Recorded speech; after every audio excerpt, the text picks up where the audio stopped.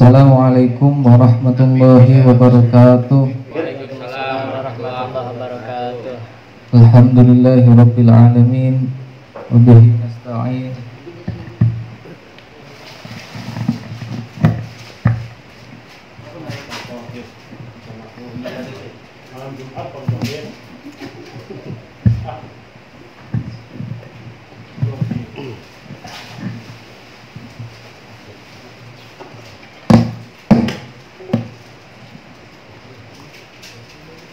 Bismillahirrahmanirrahim. Alhamdulillahirabbil alamin. Wa bihi nasta'in. Wa ala umuri dunya waddin. Wassalatu wassalamu ala asrafil anbiya'i wal mursalin sayyidina wa maulana Muhammadin wa ala alihi wa ashabihi ajma'in, amma ba'du. Kepada yang kami hormati Sohibul Bait, keluarga, kepada Ustadz Mahrus, Ustadz Syarif, dan teman-teman sahabat-sahabat semuanya yang tidak bisa kami sebutkan satu persatu yang kami hormati tanpa mengurangi rasa hormat kami. Pertama-tama marilah kita panjatkan puja dan puji syukur kita kehadirat Allah Subhanahu wa Ta'ala, yang mana pada kesempatan malam hari ini kita masih diberikan istiqomah untuk ngaji bersama, untuk manakib, sholawatan dan zikir bersama. Mudah-mudahan amalan kita semua ini diterima oleh Allah Subhanahu wa Ta'ala. Kedua kalinya sholawat serta salam kita haturkan kepada junjungan kita Nabi besar Muhammad sallallahu alaihi wasallam yang kita nantikan syafaatnya besok pada hari kiamat. Sebelum memulai kajian kita pada malam hari ini, marilah kita membaca suratul Fatihah, dikhususkan untuk keluarga kita yang sudah mendahului kita, untuk guru-guru kita, saudara-saudara kita. Mudah-mudahan amal ibadahnya diterima oleh Allah Subhanahu wa Ta'ala dan segala dosanya diampuni oleh Allah Subhanahu wa Ta'ala. Ala hadhihi wa ala kulli niyatin shalihah wa ila hadri Nabi Mustafa Rasulillah sallallahu alaihi wasallam. Al-Fatihah. A'udzu billahi minasyaitonir rajim. Bismillahirrahmanirrahim. Alhamdulillahi rabbil alamin arrahmanir rahim maliki yaumiddin. Iyyaka na'budu wa iyyaka nasta'in ihdinas shiratal mustaqim shiratal ladzina an'amta 'alaihim ghairil maghdubi 'alaihim waladdallin. Amin.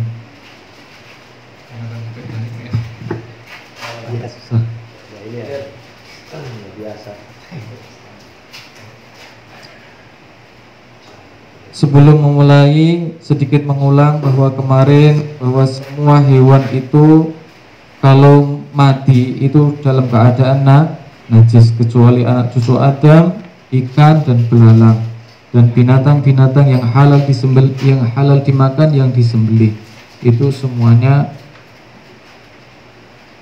halal, semuanya tidak najis. Sampai sini kemarin ya.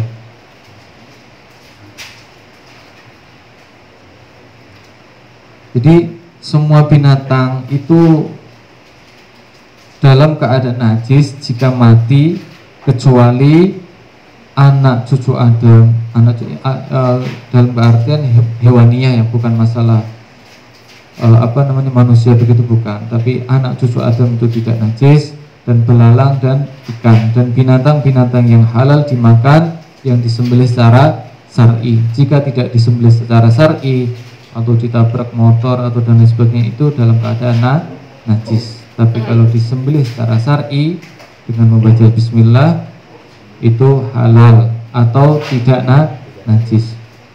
Sekarang bab selanjutnya yaitu wa qallal musannifu rahimahullah ta'ala wa nafa'ana bihi wa bi ulumihi fi darunya amil ila angqal babun nawaqidil wudu'i. Inilah bab yang menerangkan tentang perkara-perkara yang dapat membatalkan wudu. Jadi kemarin kan kita menginjak bab bahwa kalau kita mau sholat, sebelum sholat itu ada beberapa tahapan. Ada beberapa tahapan, diantaranya toharoh, terus kemudian tempat-tempat yang suci, kemudian masalah nanti ini tentang bab tentang hal-hal yang membatalkan wudu. Nawaqituhu bermula dari beberapa hal yang membatalkan wudu, itu arba'atun, ada 4. Jadi yang membatalkan wudhu itu cuma ada 4. Al-awwalu yang pertama yaitu khuruju syai'in, keluarnya segala sesuatu minal kubuli awid duburi, dari jalan depan ataupun jalan belakang, dari kubul ataupun dubur. Jadi segala sesuatu yang keluar dari jalan depan ataupun jalan belakang berupa cair, berupa gas ataupun berupa padat itu tetap membatalkan wudhu.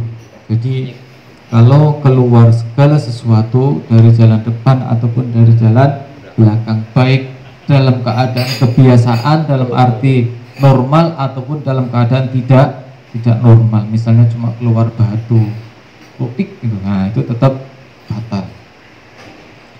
Ilal maniya saksin, kecuali maninya seseorang al kharija yang keluar minhu awwala marratin. Jadi kalau kecuali mani, jika keluar mani ini bukan berarti batal wudhu, tapi mewajibkan mandi. Jadi istilahnya seperti itu. Jadi kalau keluar mani itu mewajibkan mandi, tapi kalau tidak mani itu membatalkan wudhu. Jadi yang pertama, segala sesuatu yang keluar dari jalan depan ataupun jalan belakang, sekalipun itu tidak kelihatan berupa angin, kalau kena keluar angin juga tetap membatalkan wudhu. Ini ada suatu riwayat bahwa ketika ada sahabat yang kentut, terus kan pada saat itu Nabi Muhammad lagi dalam keadaan ngaji seperti ini, lagi bareng-bareng itulah. Nah, karena kalau Nabi itu menunjuk seseorang kan malu gitu ya, jadi untuk menutupi aibnya seseorang, maka pada saat itu Nabi menyuruh yang habis memakan daging onta silahkan wudhu. Nah, itu bukan berarti yang makan daging onta itu membatalkan wudhu, tidak, tapi ini cara Nabi agar sahabat itu tidak malu. Jadi seperti itu. Jadi yang wudhu itu banyak, bukan cuma orang yang kentut tadi. Jadi seperti itu cara Nabi sampai menjaga perasaan seseorang atau tidak dibully gitulah. Kalau kita kan ada seperti itu kan masih diketawain, terus akhirnya teman kita jadi merasa malu. Bahkan ada seorang ulama pun, ada ibu-ibu yang nanya itu pada saat mengaji begini, terus keluar beliaunya kentut. Itu ulama itu pura-pura nggak dengar, sampai dijuluki ulama itu ulama yang tuli, padahal itu bukan ulama tuli, tapi karena saking menjaganya perasaan dari jamaahnya itu sampai beliaunya ini menutupi aibnya. Jadi man satara musliman satarahullahu yaumal qiyamah, barang siapa yang menutupi aibnya seseorang, maka Allah akan menutupi aibnya nanti di hari kiamat. Kalau zaman sekarang kan gampang sekali membuka aib seseorang, apalagi kalau seseorang ini yang kita benci. Kalau ada aibnya ini kayak kita ini punya kartu as gitu. Padahal itu harus kita tutupi. Harus kita tutupi sekalipun orang itu yang kita benci atau musuh kita. Jangan sebaliknya. Kalau kita yang punya kita benci terus punya aib, kita seolah-olah punya kartu as ibaratnya begitu. Di ketika ngaji lah seperti ini, kita menjaga perasaan terhadap sesama, karena kalau kita punya salah dengan Allah, kita beristighfar itu sudah Allah mengampuni. Tapi kalau kita punya salah dengan seseorang, harus orang ini memaafkan, baru diampuni oleh Allah Subhanahu wa ta'ala. Itu yang pertama, itu tentang yang membatalkan wudhu, yaitu keluarnya segala sesuatu dari jalan depan ataupun jalan belakang. Wasani, dan yang kedua yaitu zawalut tamyizi, hilangnya akal, hilangnya ingatan, bijununin, sebab gila, ausakrin, ataupun mabuk atau mendem. Mabuk lah bahasa. Jadi kalau hilangnya akal, maksudnya hilang ingatan karena mabuk atau karena gila, au marodin, atau karena sakit, au nomin, atau karena tidur. Tidurnya illa miman nama, kecuali tidurnya seseorang, nama yang tidur seseorang itu memakinan dengan menetapkan maq'adahu mimma qorihi, dari tempat duduknya, dari bokongnya ini enggak bergeser. Tapi kalau bokongnya bergeser, nah itu batal wudunya. Tapi kalau tidurnya seseorang ini tidak bergeser, maka tidak batal wudunya. Jadi kenapa kok harus bergeser? Karena kalau tidurnya tetap ini tidak memungkinkan angin ini keluar. Kentutlah. Jadi kalau tetap begini pasti angin tidak keluar. Kalau bergeser biasanya kalau begini, nah itu memungkinkan kentutnya angin atau keluar. Jadi alasannya itu. Jadi kalau tidurnya itu tidak berubah pantatnya ini, maka tidurnya tidak batal. Jadi saya ulangi lagi, yang kedua yaitu hilangnya ingatan karena gila atau karena mabuk atau karena sakit atau karena tidur. Jadi tidurnya yang tidak menetapkan pantatnya ini ke dalam tempat duduknya. Wasalisu, dan yang ketiga yaitu masatur rojuli, bersentuhannya seseorang laki-laki lil mar'ati kepada seorang perempuan. Jadi bersentuhannya laki-laki dengan perempuan al ajnabiyati, yang beda atau dalam arti bukan mahram, termasuk istri kita. Istri kita itu ajnabi, bukan mahram. Tapi kalau mahram itu tidak batal. Mahram ya anak kita, ibu kita. Jadi adik, kakak yang berbeda, maksudnya yang laki-laki ataupun perempuan. Jadi kalau bersentuhannya ini laki-laki dan perempuan, itu yang ajnabi, yang bukan mahram, termasuk mertua. Jadi mertua itu mahram nanti seumur hidup, termasuk juga anak tiri. Jadi ketika kita sudah berhubungan badan dengan ibu seorang perempuan, nah dia punya anak tiri ini, nah ini juga nanti berubah menjadi mahram seumur hidup. Kalau sudah patokannya itu sudah berhubungan badan. Tapi kalau belum berhubungan masih boleh, maksudnya masih belum terkena hukum ajnabi, maksudnya masih belum terkena hukum mahram. Tapi kalau mertua ini jatuhnya itu harus ketika ijab qabul. Kalau sudah ijab qabul berarti mertua ini sudah jatuh mahram. Tapi kalau belum ijab qabul belum termasuk mahram. Tapi kalau anak tiri itu harus berhubungan dengan ibunya. Kalau belum berhubungan itu masih belum mahram.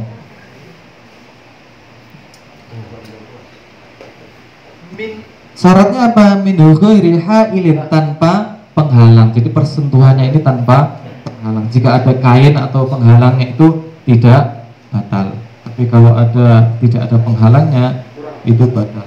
Bainal jildaihima, antara kedua kulit laki-laki dan perempuan. Walau kana, sekalipun ada itu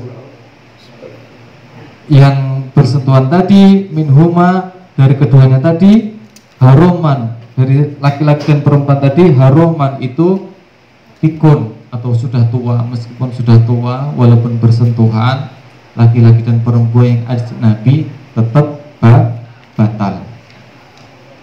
Awahasolat, atau sekalipun bersentuhannya tadi al-mulamasatu bi ghairi ikhtiyarin, bersentuhannya dalam keadaan terpaksa atau tidak sengaja. Nah, walaupun bersentuhannya misalnya kalau naik kendaraan umum biasanya kan kita bersentuhan dengan perempuan misalnya tangan, walaupun tidak sengaja itu tetap membatalkan wudu kita. Wayang takitu, maka jadi batal biha sebab bersentuhan tadi wudu kulli minhuma, yaitu wudunya dari keduanya. Jadi kalau bersentuhan itu batal keduanya. Sekalipun bersentuhannya ini dalam keadaan orangnya lupa ataupun terpaksa ataupun tidak bisa disengaja, itu tetap batal wudunya. Warabi'u, dan yang keempat. Jadi saya ulangi lagi biar gampang lah, maksudnya biar hafal, biar ingat. Yang pertama, keluarnya segala sesuatu dari jalan depan ataupun jalan belakang. Bahasanya itulah dari kubul ataupun dubur. Yang kedua, hilangnya ingatan, baik karena gila, karena mabuk, karena sakit, atau karena tidur yang tidak menetapkan tempat duduknya. Yang ketiga yaitu bersentuhannya laki-laki dan perempuan yang bukan mahram tanpa penghalang. Yang keempat warabi'u, dan yang keempat yaitu masuk kubulil adami, bersentuhannya menyentuh kubulnya anak Adam, au khalqihi ataupun au khalqati duburihi ataupun dubur lubangnya dubur, bibatnil kaffi, dengan dalamnya telapak tangan, bila hailin tanpa penghalang, walau ma'asahwi, atau sekalipun dalam keadaan lupa, awil ikrohi, atau dalam keadaan terpaksa, wayanta gitu, maka jadi batal bihi, dengan bersentuh tadi, wudu al-masi, wudunya orang yang wudu al-masi fakot, wudunya orang yang menyentuh. Jadi kalau menyentuh jalan depan atau jalan belakang, ini yang batal yang menyentuh, yang disentuh tidak batal. Tapi kalau yang bersentuhan laki-laki dan perempuan tadi, baik yang menyentuh ataupun yang disentuh dalam keadaan batal. Tapi kalau yang menyentuh kubul ataupun dubur dengan batinnya telapak tangan, itu yang menyentuh yang batal, yang tidak menyentuh tidak batal.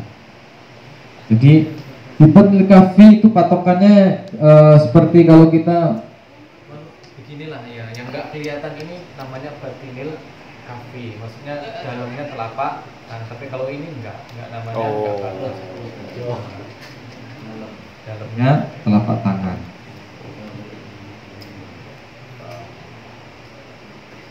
Illa ingkana, jadi yang tidak batal tadi illa ingka, yang maksudnya yang disentuh tadi tidak batal. Illa ingkana, jika ada yang almasu baina rajuli wa unsa, yang menyentuh tadi tidak antara laki-laki ataupun perempuan, al ajnabiyati, yang bukan mahram, fayanta gitu, maka jadi batal bihi, dengan bersentuhan. Maksudnya yang laki-laki bersentuhan dengan perempuan tadi, maksudnya menyentuh kubulnya, yang menyentuh ataupun yang disentuh tadi antara laki-laki ataupun perempuan, jadi batal.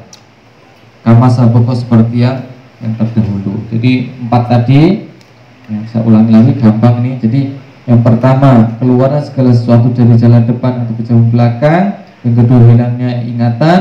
Yang ketiga, bersentuhannya laki-laki atau perempuan yang bukan mahram tanpa penghalang. Yang keempat, menyentuh jalan depan atau ke jalan belakang dengan menggunakan telapak tangan tanpa penghalang. Ini cuma 4. Jadi kalau kena najis, ini yang biasanya sering kena najis itu tidak membatalkan wudu. Biasanya kan kalau kena tai terus dicuci terus wudu lagi, padahal itu tidak membatalkan wudu. Jadi kena najis itu tidak membatalkan wudu. Tuh. Jadi yang bersentuhan kulit pun itu juga kulit ya. Kalau bersentuhan rambut, bersentuhan kuku, bersentuhan gigi, itu juga tidak membatalkan wudu. Yang membatalkan itu bersentuhannya kulit. Ya, misalnya rambutnya istri panjang kan, kena kita itu juga tidak batal. Ataupun yang kubul ini, yang jalan depan ini, misalnya nih, kan yang anak kecil itu kan ada kulit nih, terus disunat kayak sunat itu kan. Setelah kulitnya itu terpotong dari kelaminnya ini juga bukan tidak membatalkan. Kalau sudah terpotong ya, itu tidak membatalkan. Tapi kalau masih belum terpotong, itu membatalkan. Karena bukan kulit itu, apa gimana? Jadi itu udah statusnya bukan lagi kubul. Tapi kalau lain jenis juga nggak apa-apa, nggak membatalkan, karena itu statusnya juga sudah putus. Jadi kalau istilahnya apa ya, tidak merangsang syahwat kita lah gitu. Termasuk kalau mayat pun itu juga statusnya kalau ajnabi juga batal. Misalnya mayat perempuan kita pegang, itu batal.